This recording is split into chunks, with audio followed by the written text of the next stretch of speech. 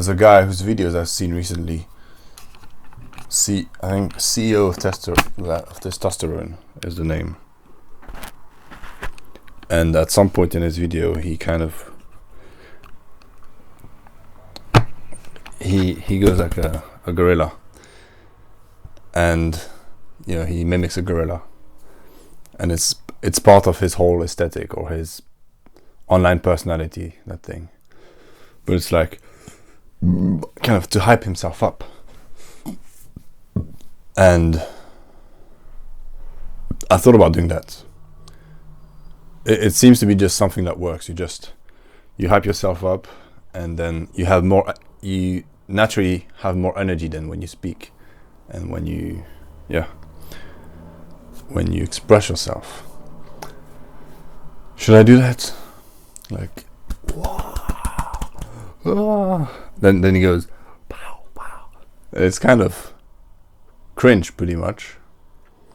But he's doing it for a reason. If it works for him, everyone's got their thing. Also, everyone's got their way of starting that. Well, many people have a specific way of starting a music video. No, not a music video. Sorry, I'm thinking about other things. Of starting their YouTube videos. I guess mine is that kind of inhale. I guess that's my thing now. I like, what's his name, Levi, the way he starts it. Ladies and gentlemen, and then he says something.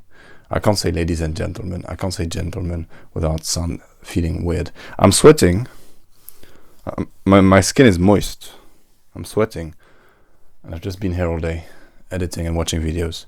I watched the latest episode of The Idol. Now you might not know what The Idol is. It's the latest show by HBO, starring The Weeknd. You might not know who The Weeknd is. He's a musical artist. And Lily Rose Depp. And it's excessive. The thing is, mainstream media is becoming more sexualized, just yearly, monthly, it seems. Everyone's trying to, everyone is trying to push the boundaries. Right? I remember when Game of Thrones came out, and I was a kid, and I started watching, and it was like, wow, they're fucking in every scene. I was like, damn, it's kind of like watching porn, but then there's also a really cool story. That was the first time I'd seen that, and then I noticed, but now I noticed that every single show that was coming out, there was just gratuitous nudity everywhere, and that kind of hooked me when I was a kid, and it's just evolving. Like the second season of Euphoria, when it starts, I remember, like, there's just dicks everywhere and so much nudity. And now there's this show, The Idol, and too much nudity. I actually, now, I'm not a kid anymore. Well, I am, but I'm not. Seeing naked women in movies is just weird, I find. It's rarely done tastefully, and I find that the best way to do it is to actually not go all the way. I just find when you see a naked person in a movie, it's just kind of ridiculous. It loses all of its appeal. When you're withholding, it is appealing, but once there's just naked women everywhere, or even just in that latest episode of The Idol, there's a woman that gets naked, and I've seen her in Red Rocket. She gets naked in that film too. She just gets naked and she was walking around, and it's just kind of weird. Oh yeah, I'm not supposed to say like that much.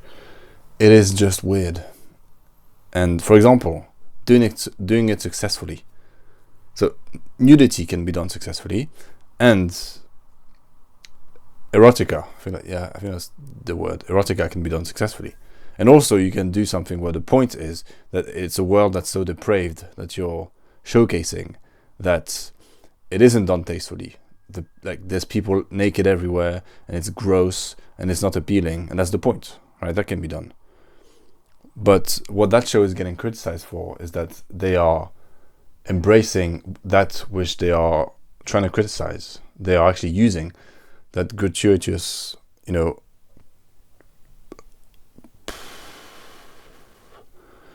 what's the word? Nudity or just sexual thing. They're just using it. They're not really criticizing it. They're part of the problem. And so nudity can be done successfully. Erotica, which in my opinion works when there is no actual nudity, when it's just suggestion and you're not going all the way. That to me is when it actually works. But in terms of nudity, the moment I remember the most, and a moment that I think is successful is, for example, Bad Lieutenants, where Harvey Keitel gets naked. I don't know why. That it's not a beautiful woman, but it feels like it's for a good reason. Basically, it feels like it's the right thing to do in that moment. And it's not sexy, it's not, that's not the point. But I feel like that's a successful way of using it. And that film also, was criticized for going too far.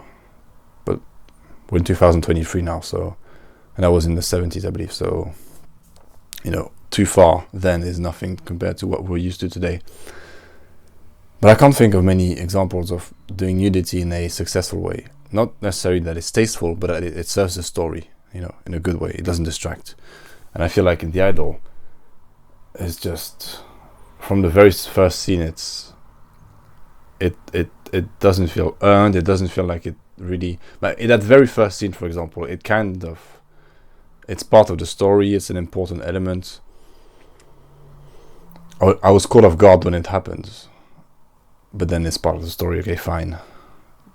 And the first episode actually doesn't go that far, but the second that I just saw a few minutes ago, just the whole episode is just too much. I forgot to put a timer. If I don't put a timer, I'm gonna speak endlessly, too long. So let's put a timer on. Come on, timer.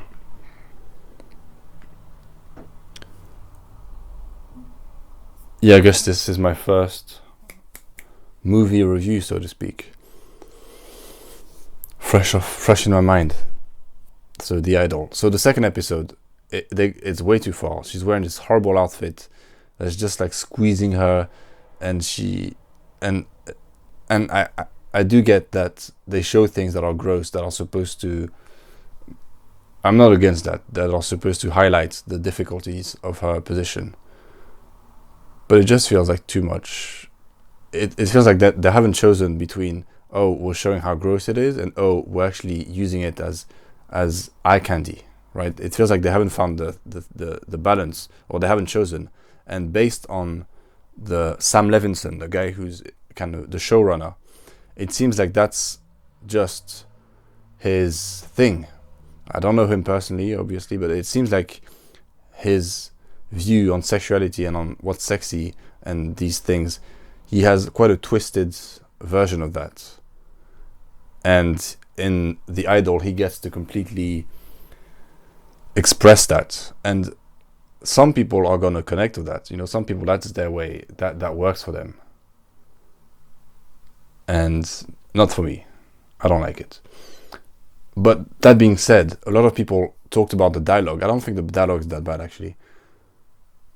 I don't think there's a few lines that are not good, obvious, on the nose, but there's a line that people keep referring to when Lily Rose Depp's character says, her friend says that the guy she likes, The Weeknd, played by The Weeknd, gives her rapey vibes, and then Lily Rose Depp replies, I think, I like that, I don't mind that, I like that. And it seems like everyone's saying, you can't say that, that's horrible. And I think that's quite stupid, because it's just, some people, that is a valid opinion. That's something they feel, literally. Some people, I don't know if I should state it out loud, but some women have those fantasies, and I'm not saying that from a place of having, being a psychologist and having talked to people. But the thing is, when you live in the age of information. When you have access to the internet, you have access to a lot of information, and you just know these things are out there because people do talk about that. So that is a thing. Some people are that way, and what's the word? Kink shame, right? You're told. I mean, you shouldn't kink shame people, as in you shouldn't shame them for the things that they are into. And everyone is hiding, or most people are hiding, really, some things about their identity, their personality, things that they're into that they're not willing to reveal. And I think that's with cinema. It's amazing that you can explore these things. And I mean, Sam Levinson is a man. I don't know what his stance is on rape, right? This is a very weird little segment. I don't know if, I don't know his stance on rape, but it doesn't matter in the sense that he's exploring this character, and that's a part of that character's identity. And it's not an appropriate thing to use against the show, I think. But then it seems like, so reading the critics and the behind the scenes on the show, what was I going to do this? Fuck.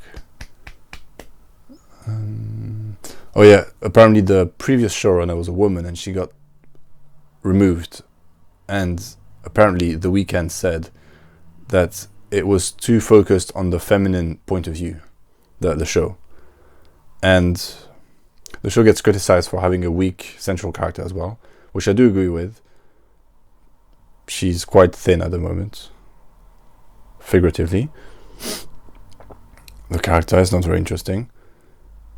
And the first episode, so there are those lines when she says, "Oh, I'm into the rapey guy," which I find interesting. It's like that's who she is, and she's upfront about it, right? So which shows a certain confidence, but it's also something that you can't share. Well, I mean, she has the selfie, but anyways, it wouldn't be something that she would share publicly, right? So we're exploring a side of her character that she hides the best she can, which is always interesting because I think most people have that side to them that they hide at all costs from the world, and even from those they're close to. So we're exploring that, and then there's also the line when she says, "I want to be taller than him," which I like that line because it's about her character. Why would she want to be taller than him? It suggests a kind of her having a dominant viewpoint, so to speak, on him. Why does she want to be taller than him? To me, who's not a psychologist and who doesn't know much about these things, but the idea of her being taller than him shows a form of dominance if she's taller than him. But then when they get into the sexual act, she's the opposite. She's very submissive. She actually wants to be dominated. So that's interesting. And I think that line, for example, I think it's a good line. Not a great line, but it shows her, it reveals her character when she says that, "I want to be taller than him." So that's a line that I remember. Not a great line, but it's a good line. It reveals character. And it's not a line I've ever encountered in a movie or in a series, nor have I encountered the expression of that desire in a female character before. Or that I can recall. I can't think of a line that expresses that similar feeling, in another movie. So that was interesting. The first episode and the last scene where he's kind of choking her with the robe, and then he makes a hole with the knife. It's so, it feels like a horror movie scene, but a sex scene at the same time, and I thought it worked. I thought it worked. It towed the line. But then he says, "Then you'll be able to sing." That's a bit, on the nose, and that I would say that's bad dialogue. But the scene in itself is kind of sexy and strange. I think it works. But in the second episode, we don't really get much. I don't remember any of the lines from the second episode. And we do get her point of view and how she's suffering in the shoot, and she calls out for her mother. But I feel like the second episode should have been twice as focused on who she is, her character, and it does the opposite. It regresses, and it focuses more on the kind of broad narrative, I felt. So it seems like it's going to be that type of show. Aesthetic, this weird, kinky stuff, and not much character. But I thought the first episode was...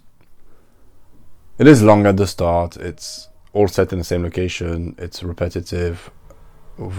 It's, it lacks depth. But it was interesting. And I thought, what's his name? The Weeknd. I thought it was good. She's good. The actors are good. But the second episode was quite off-putting. All the explicitness of it. And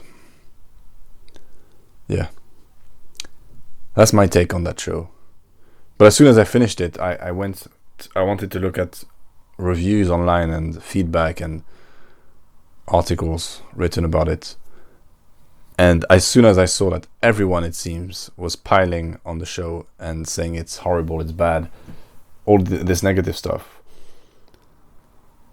I thought, well, it doesn't matter how I feel, first of all. Well, it doesn't matter my first opinion of the show. What do you feel about what they're saying? Do I agree? So yeah, it's not a really good show so far. It's a bit messy, but most shows are. Aesthetically, it's shot on film, and they're shooting the music video. Her music video in the show is shot on film. There's a point where you see the crane, and the camera is silhouetted against the outside of they're in a how do you say hangar in French, in English? A plane thing. What the hell? Hangar, not a shed. Hangar? What? Shed? No way. A shed is small. I think I might be overexposed. My pasty white skin might be completely white now. Oh shit, I am way overexposed. Well, I'm way overexposed, but it's too late now. I was anticipating that it was going to get darker outside. So I put my aperture and my ISO high. And now I'm all blown out. It's not shed. That's not the word I'm looking for. Come on. I think I'm just gonna give up this time. Keep it flowing. That wasn't in my notes, but I just watched the episode, so I thought I'd talk about it because it's fresh. Yeah, it's shot on film, so I'm gonna keep watching. Then, diet. So, for the past few weeks, I was on a diet to gain weight, and I quickly gained 10 kilos. I was 70 kilos. I got to 80.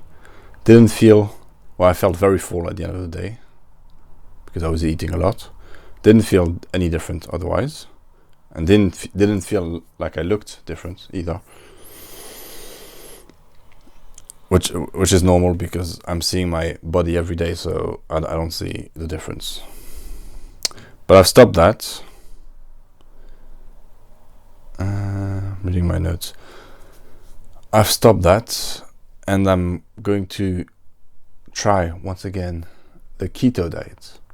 And as soon as you say keto, well, and you look at me, people tell me, but keto, are you trying to lose weight? What's the point? Well, actually, keto and intermittent fasting.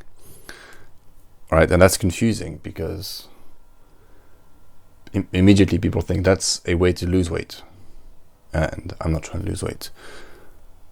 The point of keto, as far as I can tell from having watched a lot of videos, not from being an expert on the topic, is that it's just healthier to do keto, right? That's the information out there from the experts on keto, is that keto, and it seems that all nutrition experts agree that there's no perfect diet. It's about, or everyone has their intolerances and foods that, they react badly to, or foods that are better for them.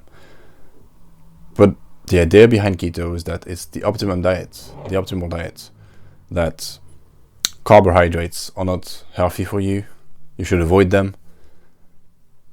And, you should eat mostly fats with protein. And I've tried it before, and I felt good doing it. Then I stopped. Because I wanted to gain weight. And so I had to put, yogurt, granola, what else? Just tons of pasta and rice to get more calories in. Now I'm doing the opposite. I'm stopping the trying to gain weight. So I'm stopping the trying to gain weight diet because I got to 80 kilos, and then for weeks I've been stuck at 80 kilos, which tells me that I need to eat even more. And I don't want to spend all my money on food right now. That doesn't make any sense. So I'm gonna do the more reasonable thing, spend less money on food. I'm gonna eat less, but try to focus on having the optimal diet for me, what feels the best. So I'm gonna try keto again, eliminating sugar, carbohydrates for the most part, and focusing on fats and protein. And I've wanted to do this for a long time, just like I wanted to gain weight for a long time. But doing the keto diet, based on my experiences trying it 2 years ago, doing that would be an improvement for me. I'll feel better. Whereas trying to gain weight, I didn't feel better. And it's one of those, I think the word is serendipity. I don't know if it's the exact word for this case here, but I like this word, serendipity. I heard it first in the show American Gods. The gift of finding valuable or agreeable things not looked for. Yeah, somewhat. Just the idea that to get somewhere, you often have to leave the path, it seems. You have a path that leads to your destination, and often you find that you have to leave that path in order to get back on it further along, or even to get to the actual destination. And talking about that, I think this episode will be titled Trust the Process, which is in part a reference to the 76ers basketball team, if you're a fan. Well, if you're a basketball fan, because why be a 76ers fan unless you're from Philadelphia? Sorry. But trusting the process and the idea of the process is what I wanted to make this episode about. And so in this idea that sometimes you have to stray from the path in order to get back on it, wiser, so to speak, and more able to continue. The point behind trust the process and the idea of the process, there's many different strands to this point. But the point is that the point is not the destination, it's the process. It's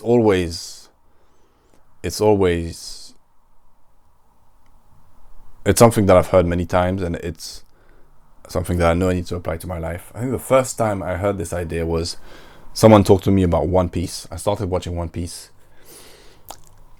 around the time, I'm so dry now. Actually, I was moist when the episode started, but it's so warm in here. I have to close my window for the noise, and now I'm really dry. I was around 11 or 12, and someone told me that the point of One Piece, you have this character who wants to get One Piece. I don't remember exactly. All you manga nerds can correct me. But the point is, he's trying to get this treasure to become the greatest pirate in the world. Something like that. the king of pirates. And the point is that there's actually nothing in the treasure box. It's got a name, right? Coffre. Fuck it. The point is, the journey to get there is what turns you to the greatest, not getting it. So the process is the point. I think that's the first time I was introduced to that idea. And there's many, many ways to express that. For example, Alan Watts talks about how the point of music, for example, is not to get to the end of the song. It's to experience the song. It's the journey. The point of the music is continually happening as you're listening to it. It's not when you get to the end. And another point he makes is that the greatest musicians are not the ones that can finish their composition the fastest, right? It's about the experience, the present, the process. And I've taken notes so that I wouldn't be so scattered, but I'm not really using them very well.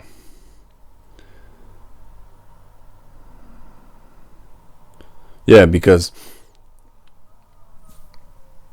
on the point of the diet, I am now doing what I feel is my optimum diet as a result of trying something else and failing. So I wanted to highlight the idea that... So I went into the tensions about the process, but I wasn't finished with the diet thing. So also intermittent fasting. Right? Dr. Berg says if you're doing keto and you do intermittent fasting as well, that's the best way to do it. And I think for 2 or 3 years I was doing, uncompromisingly, I was doing intermittent fasting. No breakfast. I used to be a big breakfast person. No breakfast, and trying to eat in quite a short window of time. And that felt great. Once again, there's all this information online about why you should do this, why you should do that. Having experienced trying the keto diets and having experienced intermittent fasting, that for 2 or 3 years, I know that's the best way for me to do things, to live my life. Intermittent fasting, eating in a short window of time, because they tell you your mind is more sharp, you're more focused. When you're digesting food, your body is using that energy. So it's using energy you could be using doing something else.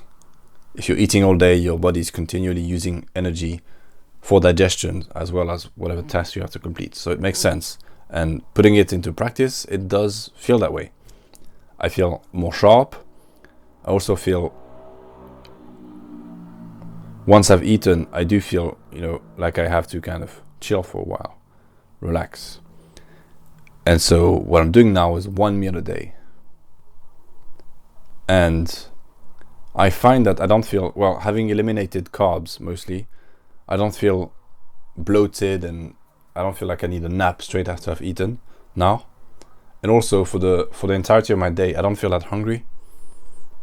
Barely feel hungry, and I do feel like I can focus more easily on my tasks. So it seems to be a win-win. Also, I haven't lost that much weight, so I'm not back to 70, which is what I feared.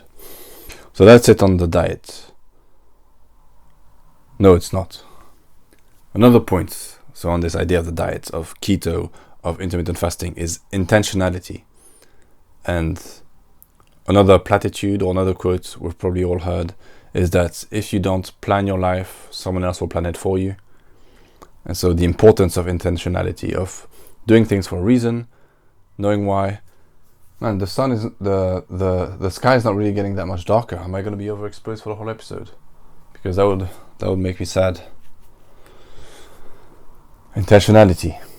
So yeah, controlling your reality, essentially. And yesterday, for example, I went out with some friends and we went to the cinema, and then we went to eat at Shake Shack. And I didn't eat anything because I wasn't hungry, and I had already eaten all the nutrients that I needed for that day, and I felt full. And when you're intentional about what you eat, when you eat, how you eat, it makes it easier not to develop bad habits. It makes it easier to say, yeah, I'm good, I'm not gonna eat now that it's midnight. I'm not gonna eat this that I shouldn't eat. I'm not gonna eat that. If you're intentional about what you do in anything, it's better, essentially, right? You're in control, and it's easier to develop good habits. So intentionality was one of the points. Now back on the process.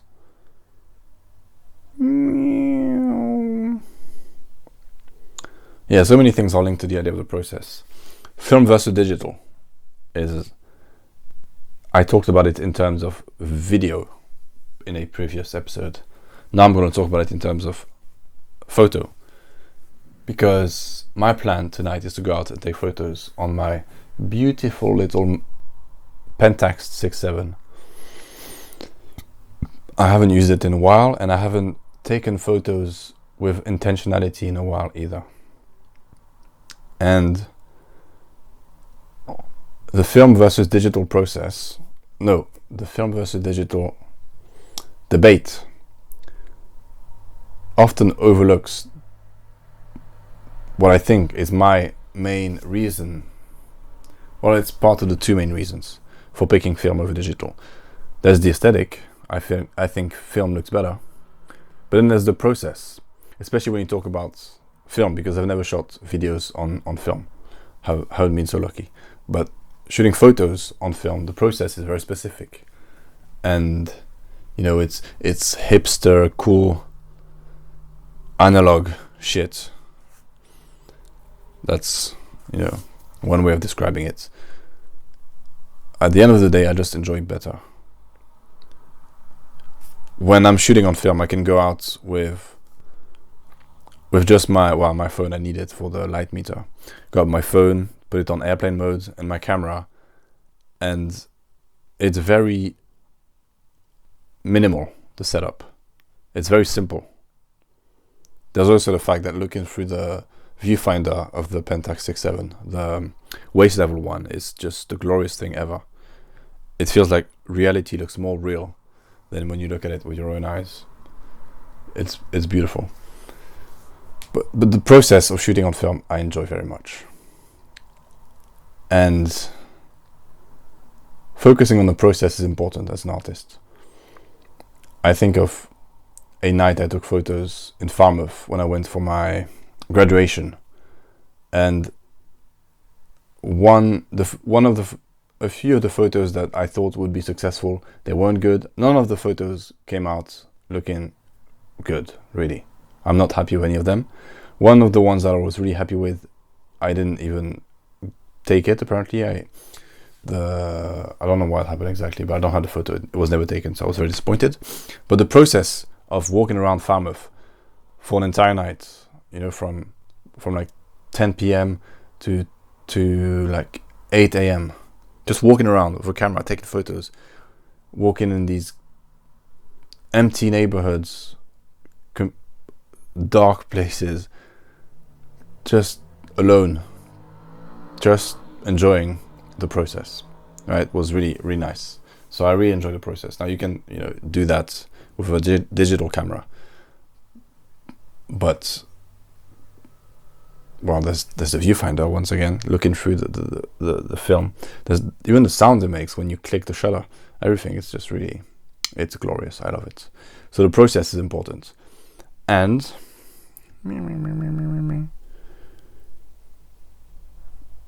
that ties into this idea of, so I don't know where to put my body.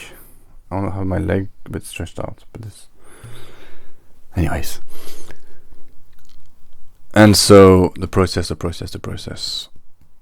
I've decided I'm going to make things now on a daily basis. My chinny chin is touching the mic. Making things on a daily basis. I released something Tuesday on my Instagram story thing that I made quickly, and it's not good. I'm not, happy with it in any way. I just made it quickly and then released it, and I need to get used to the fact of get used to that making things and then releasing them, then moving on to the next thing and accepting they're not going to be perfect, just enjoying the process. I need to be making things at the end of the day. I'm an artist, I'm a creative person, and if I'm not making things, it's like I'm slowly dying. So I need to accept that it's better to make things that I'm unhappy with and growing in the process and learning to enjoy the process in the process than to be procrastinating and thinking about what great things I could be making. And because one day I'll make, that beautiful film shot on 35mm, thriller with a beautiful cast, a beautiful soundtrack, and it's going to be a glorious film. And then we'll wrap up shooting, and that will be done. And then we'll wrap up editing, then we'll release it, and then the world will see it, and they'll react to it. And then I'll have to make another one. As in, I'll want to make another one, and the natural next step will be to make another one. So the results, the outcome is such, it's like 1% of reality, of your existence, of the creative process, of anything. The outcome, the result is such a tiny portion. That's not what life is made of. Life is made of the process. Life is the process. That's what you need to learn to enjoy. You need to understand, appreciate. It's a process, right? When you think about it that way, and that's something that we're not really taught, I think. I've heard so many times about athletes and famous people who get what they want, they get the championship or whatever, and then they feel demotivated immediately, or they get depressed. I think there's a term for it even. And these people achieve great things, and the fact that they focus so much on the outcome might be part of why they're successful. But Zabit Magomedsharipov gets asked in an interview, what does success mean to you? And he says, understanding the meaning of life. And it seems to be, once again, something I've heard my whole life, is that once you just accept life, once you just accept living in the present, and you let go, this will feel like the ultimate success. This will beat any other success you could dream of. The chasing after goals, however lofty, however crazy, amazing they might be, and achieving them is like being a hamster on a wheel. Is it? Well, that's probably the worst. It's like being Sisyphus. It's like Sisyphus. He's pushing this rock up a hill, right? And then once it gets up there, he's disappointed because it falls down. I haven't read The Myth of Sisyphus. I've only heard of it in connection to Albert Camus when he talks about nihilism and the meaning of life. But it seems like this guy, well, it's torture, right? Sisyphus has to push the rock up the hill as a punishment. And so it seems like, and so once the rock falls down, he's disappointed. It's like, I pushed the rock all the way up the hill, now it's going to fall down and I have to do it again. If Sisyphus was like, if the story of Sisyphus wasn't, the rock, I have to push it down, I have to push it up again now, it's just fallen. But instead it was, it feels so good to push this rock up this hill, If that was a story, one step, another step, I feel so satisfied, so fulfilled by the fact that I'm able to push that rock another step, and then once he gets to the top, there's a nice view up there. I get to do it again, So it's, talking about perspective, I guess. But the point of that, in terms of those people that we know that are very successful and they're great at what they do, but they get depressed once they reach their goals, is that if you can change your perspective and enjoy the process and accept that is the point, then you can achieve things and not be disappointed because the achievement is not the what's the word? It's not what's fulfilling, the achievement. What's his name? Dr. Huberman talks about that too. Enjoy the process. I'll go back to the quote from Zabit Magomedcheripov. To be successful is to understand the meaning of life. So him being an athlete, he doesn't say it's to get the belt. He says it's to understand the meaning of life, as in understand that everything is already achieved, that it's all good, everything is already achieved, it's all good. I'm enjoying the process, and que sera, sera. So, the process. More on the process. So I've talked about the process in terms of letting things happen and, not, and getting to where you want to, getting to the right place unintentionally by enjoying the process. As in me currently doing the keto diet. That's one thing. 2, there was digital versus film. I prefer the process of film. And that matters more than comparing how the 2 images will look. Right, that's another thing. 3, this idea that once you accept and you understand that the point of life is the process and not the results and the outcomes, then you are successful, so to speak. That was another point. And then another point was about my creative expressions. Although I am completely unable to apply this to my life, as in enjoy the process and not be so focused on the outcome and be the perfectionist, although I haven't been able to apply this yet, the process is something I'm obsessed with. I'm very interested in. And so as a filmmaker specifically, but even just as a storyteller, we'll stick to, as a filmmaker, I want to make films that are about the process. If you think of, actually one smart thing I could have done was just get out of the direct light, and then I wouldn't have been so overexposed, and then I'm not close enough to the mic. But films are all about the outcome and the result. Right, there's a structure. There's the three act structure. First, you introduce the character, then they go into the unknown underworld, and then there is the midpoints, and then they get to the third act, and everything rises, and then the climax, and finally they're changed. They beat the monster, and they are changed as a result. I watched Transformers yesterday, Rise of the Beast, and it's it's your classical Hollywood film with the structure, and it gets more and more intense, and it's exciting, and there's the big fight at the end. Come to think of it, the character doesn't actually grow. The point in that film is that he needs to learn teamwork, and at the end they kind of showcase that. They don't really highlight how he's changed at the end inside, right? At the end he gets rewarded, but how does he change inside? But let's not talk about that, because it's one of those shitty, stupid blockbusters. But the way they work, these films, they're all about the outcome. They're all about the outcome. They're all about the character changing and growing and the outcome.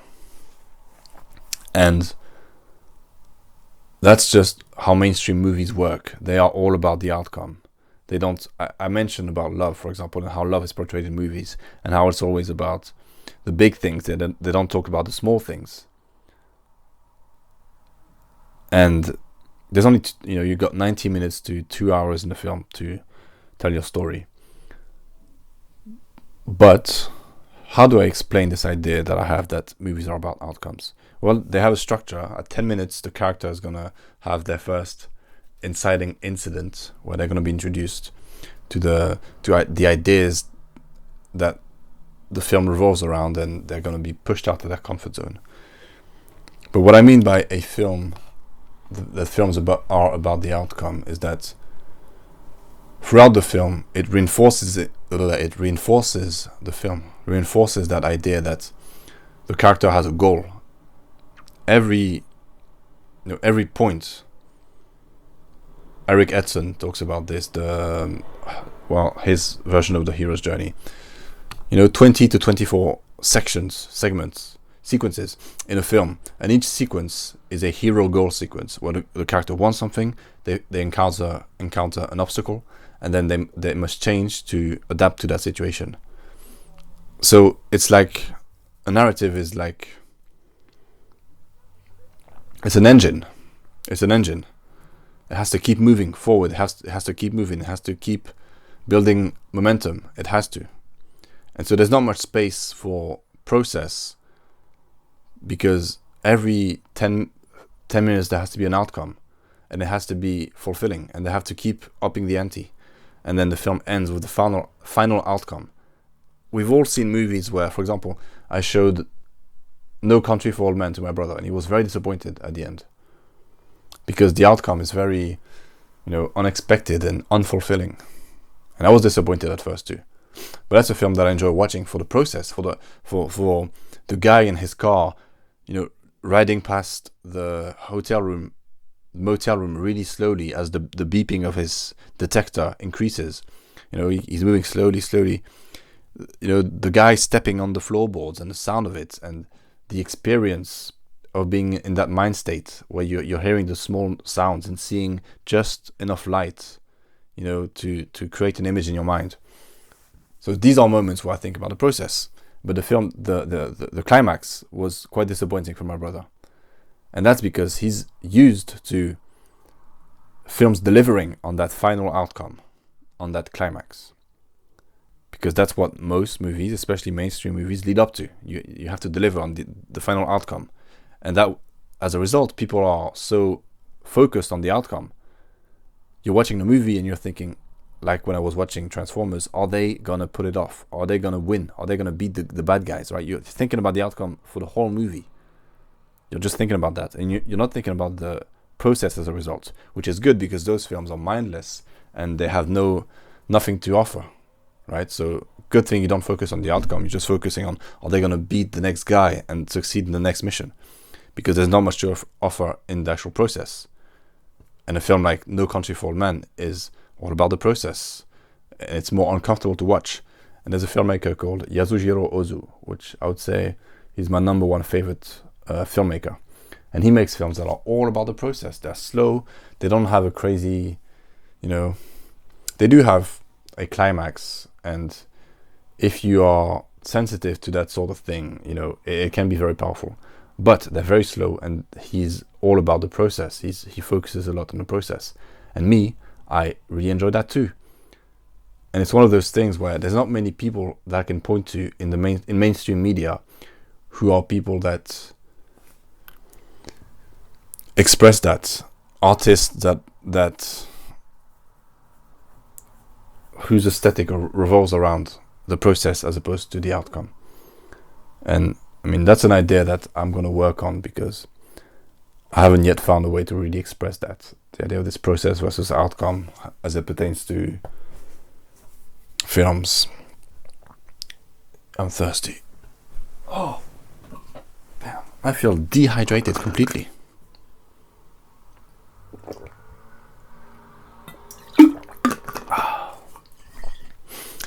I feel like the only part of my body that's not dehydrated is my mustache, because there's water trapped inside of it. For example, this podcast is all about the process. I don't know what the outcome is going to be. There isn't really an actual final outcome. It just ends at some point. And it's me reflecting on the process of my life.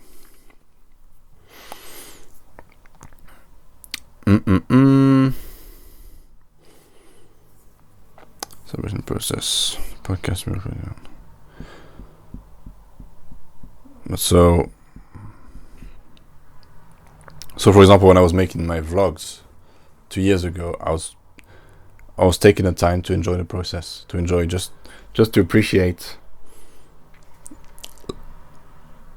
life without any goal to say anything, have any kind of meaning or outcome. And It's not the popular option. It's not the way to get a lot of likes and a lot of views, but it's what I'm interested in, so I need to embrace that. And so, to build this current channel, my YouTube channel that's supposed to express me, who I am, my interests. You're an artist, well, you make art and you share it to the world, and it emanates from you. It's an expression of you. So currently there's these, meandering long podcasts, and I think the next step would be something I've wanted to do for a long time as well, photo walks.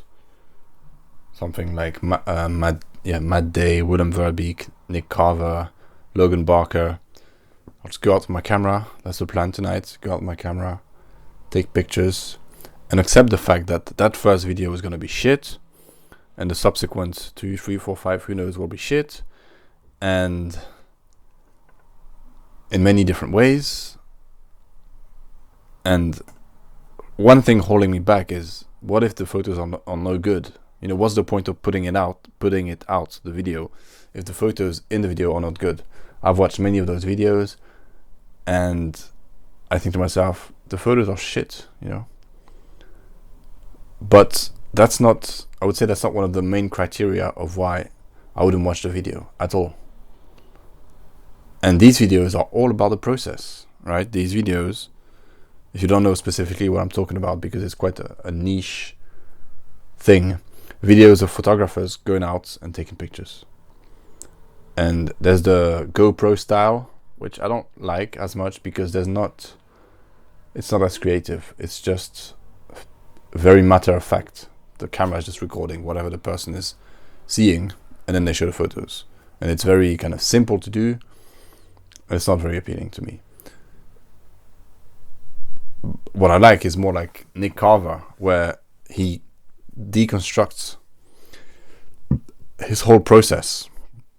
He talks about, scouting a locations he's thought about for months. It's going to work at this time of the year, at this time of the day. He has to be there at a specific time. He might have to pay, someone to get out the way. Maybe this light won't be on, maybe that light won't be on. It really captures the energy and the atmosphere and the appeal of the process of taking photos on film. Very dramatic too, because film is unpredictable. So there's that, and the equipment is old for the most part.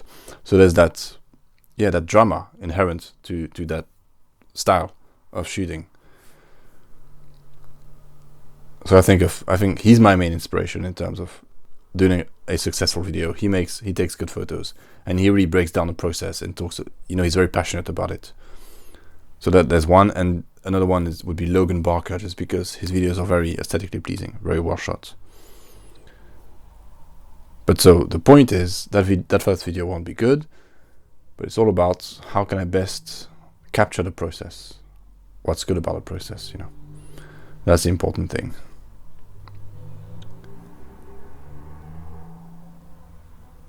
Yeah, I have this note here. I don't know what it means. Thank you. And then,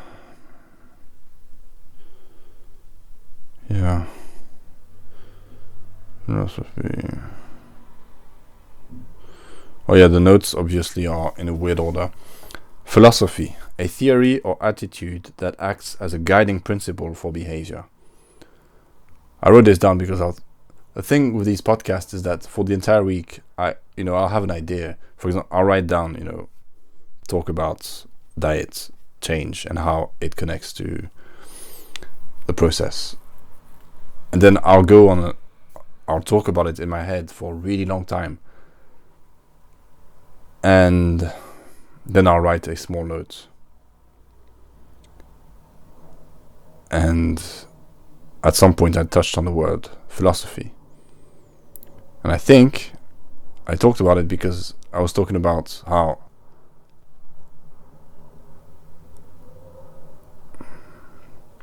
my philosophy of life, which sounds pretentious and weird, which is why I then looked up the definition, right? Philosophy sounds a bit intimidating and highbrow. a theory or attitude that acts as a guiding principle for behavior. Right, that's all it is. I mean, that's a definition of philosophy. Philosophy, I believe there's another definition in terms of the process. Connect the process attached to philosophy.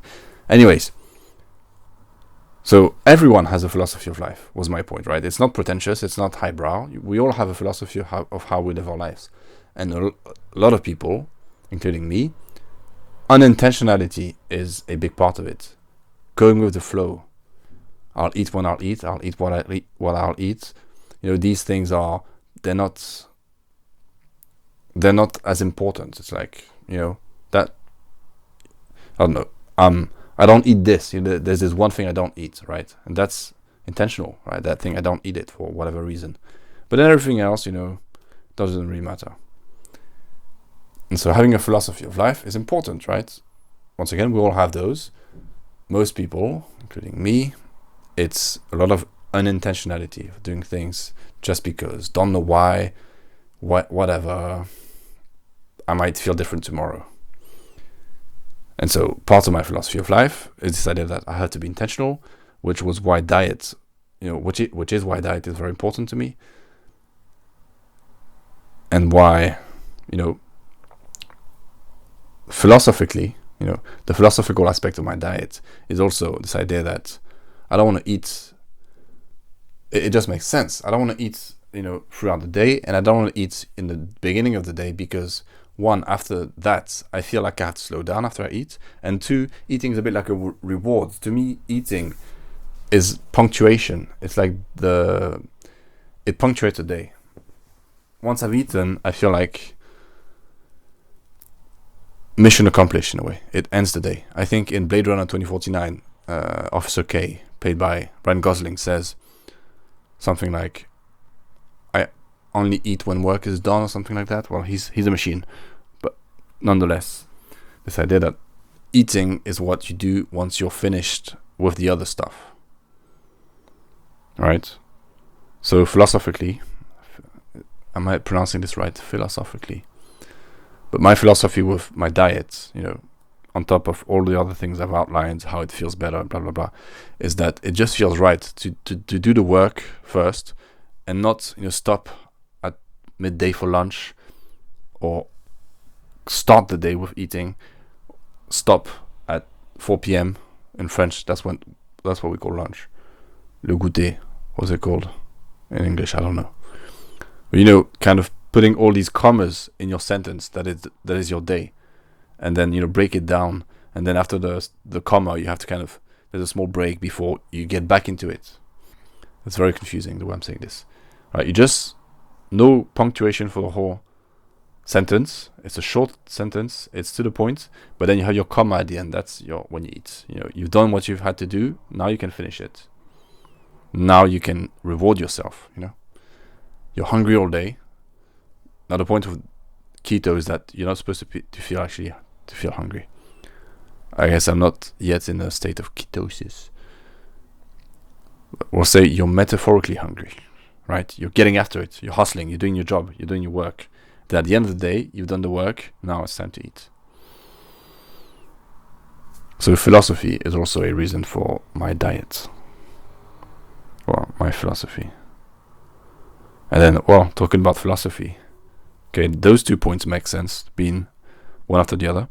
There's no such things as limitations, rather characteristics. For example, I don't have a cameraman. As a result, all my shots will be static. That's not a limitation, that's a characteristic of my aesthetic. Yasujiro Ozu doesn't move the camera. He's very rarely moved the camera. He had access to a whole crew, right? He's my favorite filmmaker. How convenient that it's not, you know, Emmanuel Lubezki. Well, he's a cinematographer, but Iñárritu, what's his name? González Iñárritu, Alejandro González Iñárritu, I think, maybe. Anyways, he's my favorite filmmaker.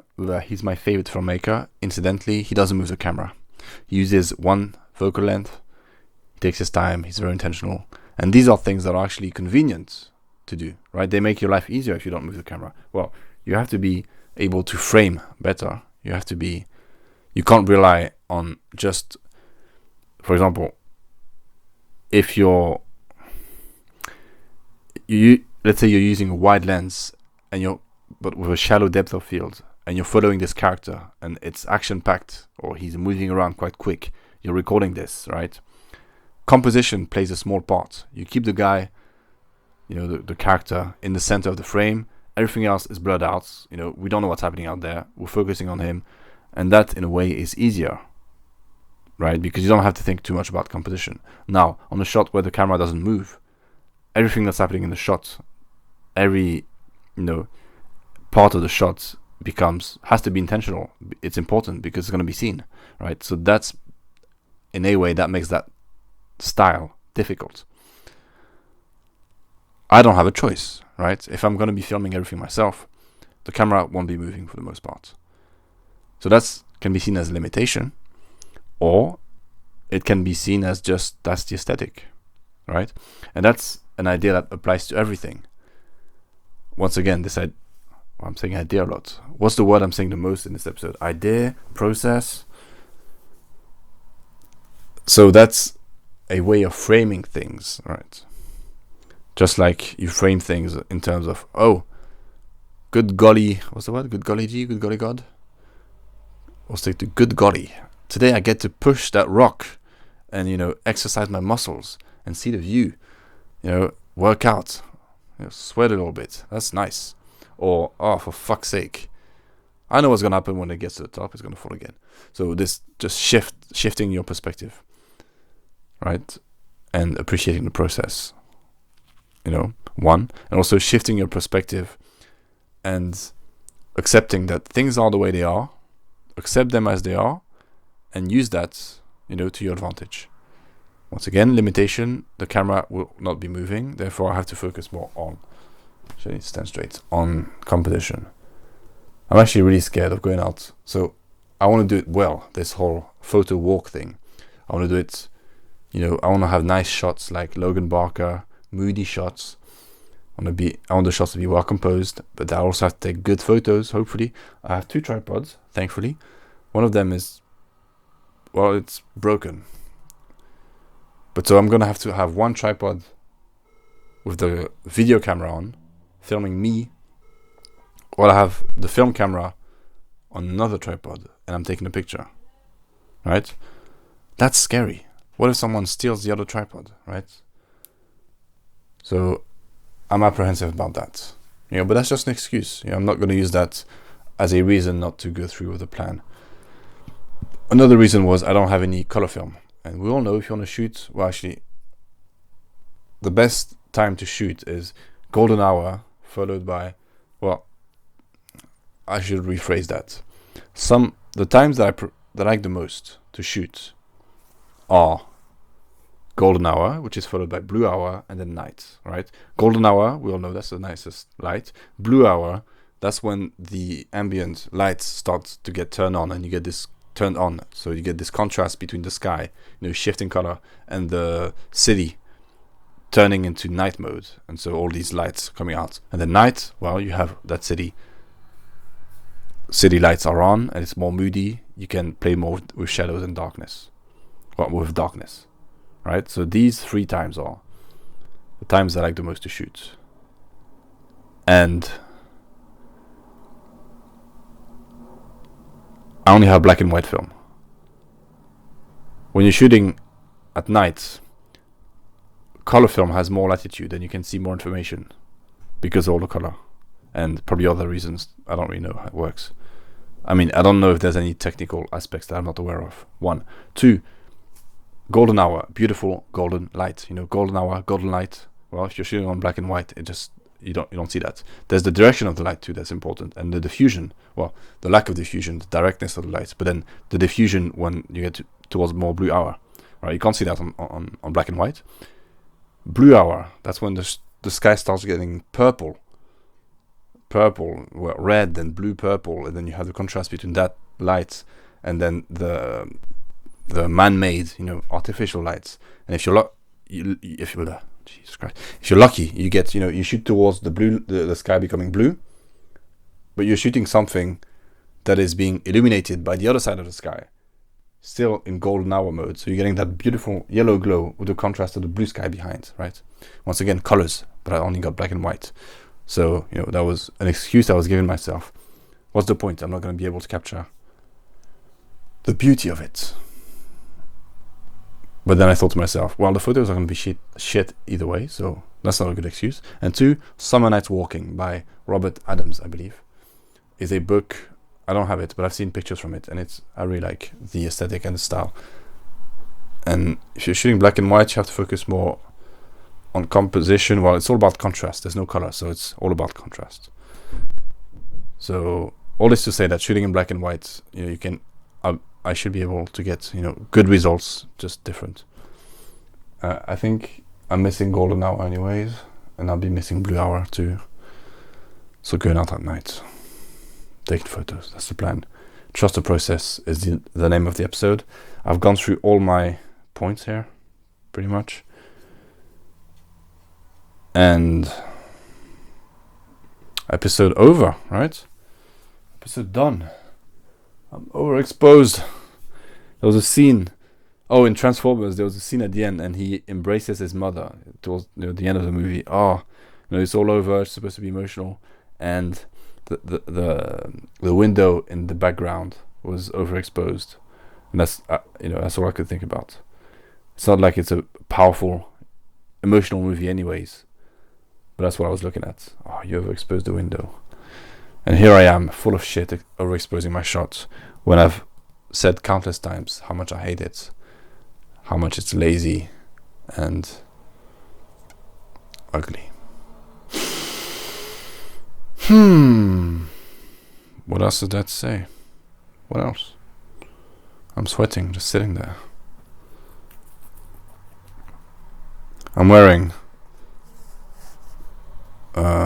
swim shorts.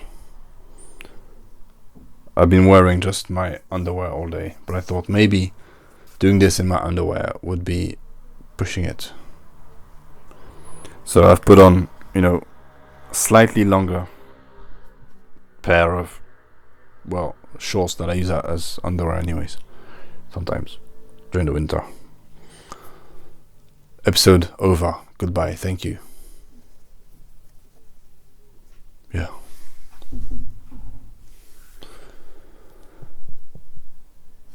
Mm-mm-mm-mm.